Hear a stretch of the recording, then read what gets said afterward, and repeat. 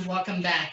Now, of course, throughout our conversations on ABLF, one of the areas that we often find tremendous interest in and tremendous focus on is the environment, is climate change, and of course, ESG in terms of what are corporates doing and how important environment is for everybody, not just companies.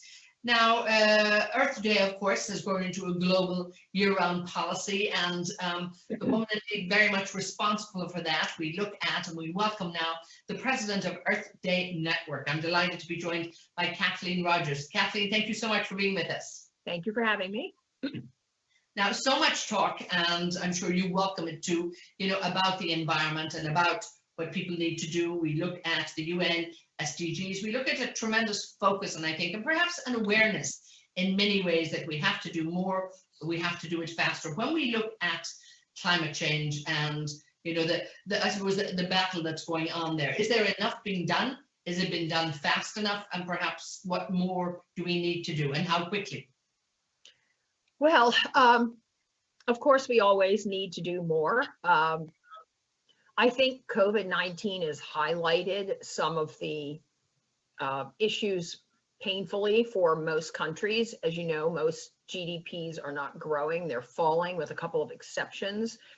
And when you look at the climate agreement, and for those of you that are not well versed in it, this year was the year that countries needed to step up their ambitions on climate. And so in fact, most of the big economies, India, China, the United States most notably, did not. A few did.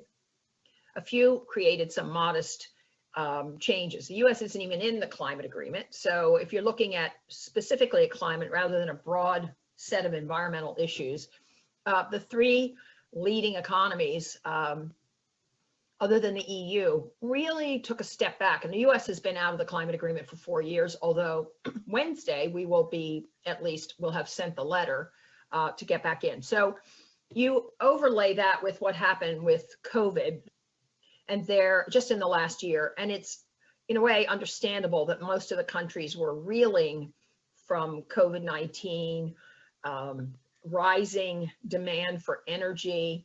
And so what you have, I think, is a confluence of events that will have emerged, but will over the next year change. So we're looking forward to the US being back in the climate agreement. We're absolutely hoping that India and China will step up their ambitions. I say with respect to China, parenthetically, that of course they've announced this big goal to be carbon neutral by, I think, 2050. And while that's laudable, I'm not really sure how they'll get there given they're increasing their dependence on coal, as are lots of other countries. So that's a very broad answer to a very important question of whether I see things headed in the right direction. And so I think we're just stalled. And part of that's understandable. Part of it is that under the cover of COVID, we've seen everything from accelerated deforestation in Indonesia, the Congo, Brazil, of course, everyone knows that, rising need for energy, falling oil prices. So you have a giant set of economic and medical and other issues that are changing the equation as we speak. But I'm sort of what I call pathologically optimistic. So I'm hoping by the next COP, which is Conference of the Parties, in Glasgow, that we'll see a big change. That's next November. And indeed, a lot has to change, I think, when we look around the world too. But we also have to look, I think, around the world in terms of, the fact that, it's not all equal. And while it's no excuse in terms of the use of coal or anything, there's a lot of people out there that, as I often have discussions, they're not too worried about, kind of the end of the world. They're worried about the end of the week. And a lot of people in energy poverty, and a lot of people who really need to be brought into a more fairer world, not necessarily modern world, but they deserve access to energy. How can corporates and how can governments and how can the world actually help to make sure that they get a fair chance?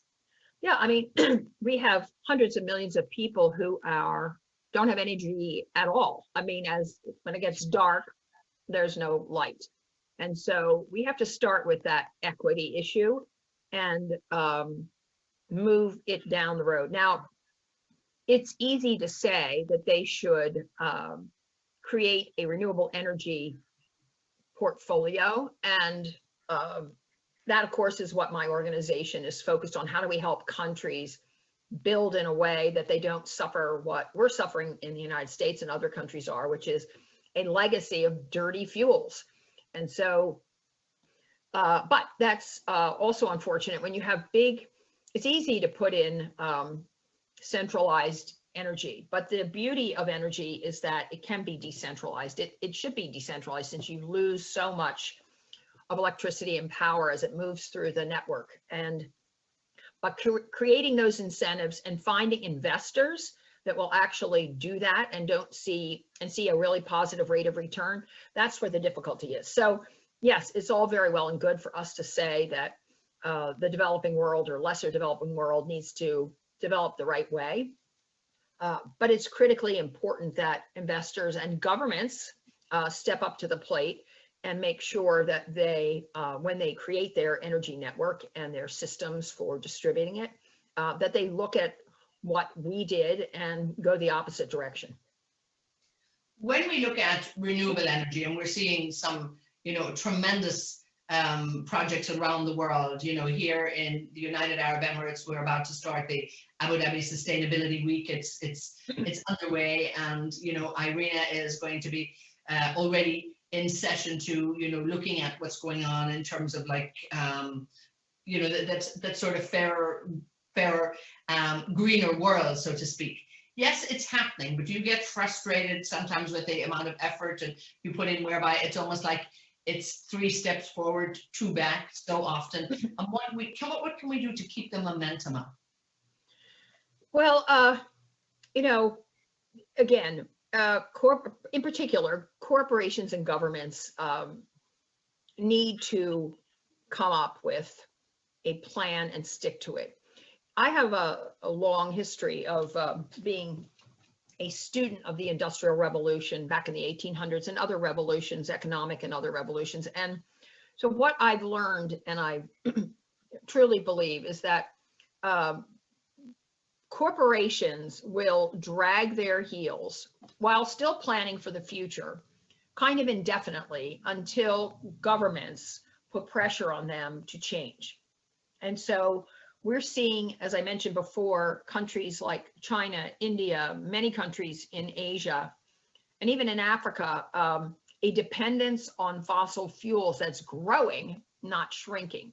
And that's partly the results of banks continuing to lend money to build infrastructure around these dirty fossil fuels, and corporations that know they can make a quick buck and use up the oil of the world until they run out, or until things change to the point where they're able to have and create a decent economy for their own people that's not oil dependent. And we are seeing that change, don't get me wrong. But again, and it is not like I'm a command and control person just in terms of how I think this should work. I'm a firm believer in entrepreneurism and technological change. However, they have to get the right signals from governments, strong signals that we need to go a different direction. And then I think you'll see the acceleration that's inevitable. So I think the most important thing is this is inevitable. Going green is inevitable for dozens of reasons I probably don't need to repeat, including the health aspects of it. But again, corporate foot dragging is typical. It's how they protect their investors, their shareholders, and others. So a strong signal from the public and more important, the governments, I think, will push that wave into something much, much bigger.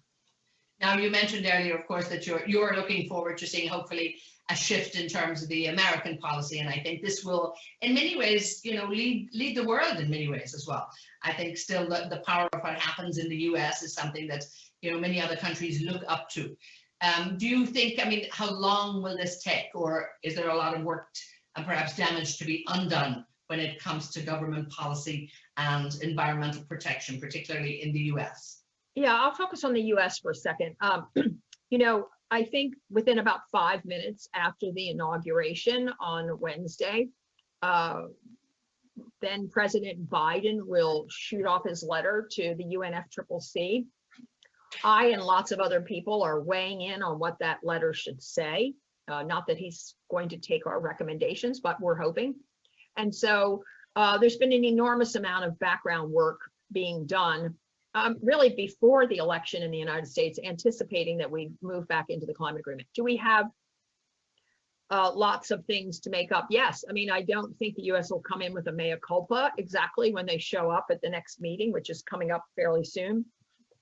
And then on the US side, the former president, through executive order and through regulations that mostly were in his control, undid 20 years, or tried to undo 20 years of environmental protection in the United States with 175 rules and regulations that were rolled back, including many that related to climate change, from climate science to what we're putting out in our stack. So we have this dual problem in the United States of trying to undo 4 years and at the same time move forward.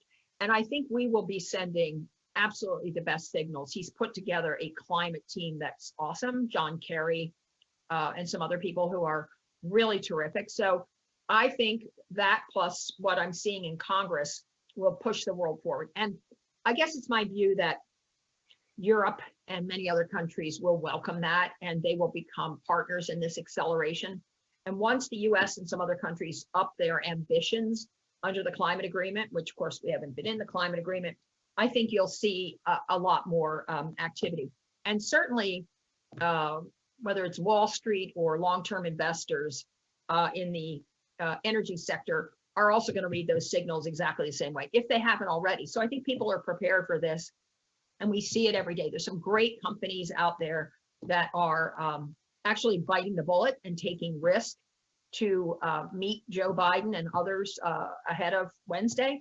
And I think you're going to see rapid change in the next 4 years around climate. And the US relationship with China and India, I think, is particularly important in the EU in finding a way to set some really big targets. Because as I mentioned before, neither China, India, or the US have upped their ambitions under the climate agreement.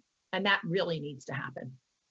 In many ways, we have to look at this too, is this is a global problem, so it needs a global solution, and it's not really about, each area, because it's not going to work if everybody's doing something different. And I think that's been something very, very clear, particularly with the US taking, I suppose, that isolationist position for the last few years. So yeah, let me just say one more thing about that. It's about energy in general. The beauty of energy and a lot of the development that goes with it can be very local. So there is no reason why Nigeria, Botswana, small countries in Asia can't own the means of production to move their economies forward and do this on their own. So Vietnam, for example, is going great guns on renewable energies, where other countries are moving backwards. So you're going to see a handful of countries who actually understand that owning energy, whether it's manufacturing solar panels, which currently come from 1 or 2 countries, or some of the other infrastructure components, can be made inside their own economies. And so while it's important that the US, China, and India, we get our acts together, I think it's really important for small countries to understand that they can own this. Energy can be completely decentralized, and they can make these components, create the systems themselves. So unlike what you have in the tech industry, we don't want 4 or 5 companies or 10 companies to own the whole thing. And you're actually seeing these 2 models rise up where big companies are moving, giant companies, whether it's Google, whatever, they're all moving into energy and controlling it through software and other things. That doesn't have to happen. So you can have, along with decentralized energy, which is what it can be and should be, local energy, by that is what I'm talking about. At the same time, you can have each country owning its own means of production and its own energy. So those things will actually help bring the countries up across the board. But if it turns out that a couple of companies own this whole thing, then we'll be back where we started on the tech industry, like where we are in the tech industry. That doesn't have to happen. So I'm hoping those are some of the signals we'll see coming out of the Biden administration too, that countries can be self-sufficient, make money, and participate in the global economy in the energy sector. Okay, yes, everybody's going to be definitely watching that. We have a few questions coming in, thanks to all of our viewers out there who are watching. And one of the areas you talk about, and Mohammed Afsai from Dubai asking this too, environmental literacy. How can this actually be made an integral part of our education process, I suppose, and systems in terms of education work? Talk to me about climate and environmental literacy. Okay, it's one of my favorite topics. So thank the person who asked the question. There is a giant global movement at the moment to add climate and environmental literacy to the nationally determined contributions, otherwise known as the NDCs in the climate agreement. So what we hope is that, and the signatories to this include many countries already, started in Italy, of all places. We're talking to Kenya, South Africa, India, all the major economies and not so major economies, all throughout Central America, because people recognize that if you want to accomplish what I mentioned before, which is a decentralized energy, their own means of production, participating in the global economy in a fair and equitable way, then you have to educate your people. If you don't, none of that will happen. So the goal of this movement on climate environmental literacy is to mandate climate environmental literacy, and the other half of that is to explore and create mandatory civic engagement training. By that I mean the countries that are most vulnerable to climate change are going to have, and it's true in the United States, whether it's a poor community here or a poor community, the wrath of climate change always visits itself on lower income communities. So along with climate and environmental literacy, countries are promoting civic skill engagement. So individuals, organizations can take on their governments and corporations to balance out that need to rush to a new economy without balancing the needs of local communities. And I do believe if you want to build a world green jobs ready workforce, and most important to corporations, a green consumer base, as well as having an engaged citizenry, because that's the missing element, and it has been in the Paris Agreement for quite some time. Climate and environmental literacy is the way to do that. You can do it in two ways. You can actually add it to your NDCs, or you can add it to your what's called the ACE section of the climate agreement, which focuses on education. But right now, the world's sort of pushing to mandate climate environmental literacy by the next COP, and we'll see if that happens. But I think it's a giant step in the right direction to prepare your citizens for jobs and for participating in government, two things that are critically important if you want to solve the climate crisis. Indeed, and I think, when we look around the world and we hear what's going on, I mean, I without a doubt, I think there is more awareness, and there's certainly, a movement, I think, in terms of looking at the right direction, slow though it may be. I have another question here from Disha in Singapore, and also talking about, how can we kind of, heading towards a greener economy, how can we reconcile economic progress at the same time as, environmental stability and sustainability? Can we do both together? Yeah, I mean, whoever the inventors, the countries, as I said before, that are bold enough and support their entrepreneurs enough will own it. And I guess there are short-term losses of that you can anticipate when you're going through the struggle of switching over your economy. I mean, we had more time, I'd tell you great stories about the Industrial Revolution and how the makers of horse carriages, sort of threw down the gauntlet and said, we're not changing when they saw this automobile rolling down the street. They laughed. And a couple of companies, which turned into America's biggest car company, said, no, we're going to get out of the horse carriage building business. We're going to go with this new thing. And so those companies then survived and went on to incredible fortunes, and the others went out of business. And so you see the same thing in people who are stuck in an old economy. Is it painful?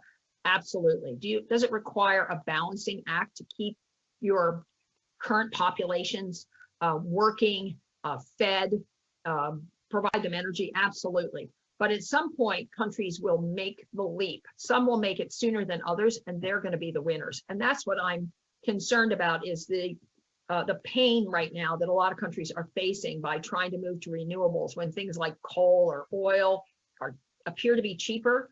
And so they're building infrastructure. Those are the losers. And the rest of the world will gain by taking that big leap or small leap, depending on where you are in the economy, in the green economy, and will actually come out much further ahead. You see this in every company, whether it's in medicine or building a house. Those companies that look forward to the future are the ones that are going to win. So it is a balancing act. But again, my goal is not to have this in the hands of a couple of companies, but rather distribute both energy and economic reward.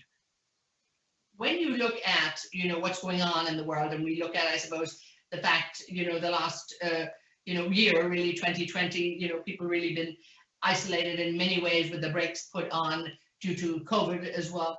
Are you encouraged, though, that people have perhaps stood back and maybe taken stock, so to speak? And just talk to me a little bit about, where you see the future as this, in our wrapping up question too, in response from you. What do we need to do now? What's the next step that has to be taken? Yeah, I mean, it's very interesting question. There is a rush to normalcy, right? So everybody wants to get back once the vaccine makes it way around the world. There will be this rush to return to normalcy. I feel it myself. I can't wait to get on an airplane. I feel isolated. I'm so dissatisfied with Zoom and in terms of building and holding on to relationships and getting things done.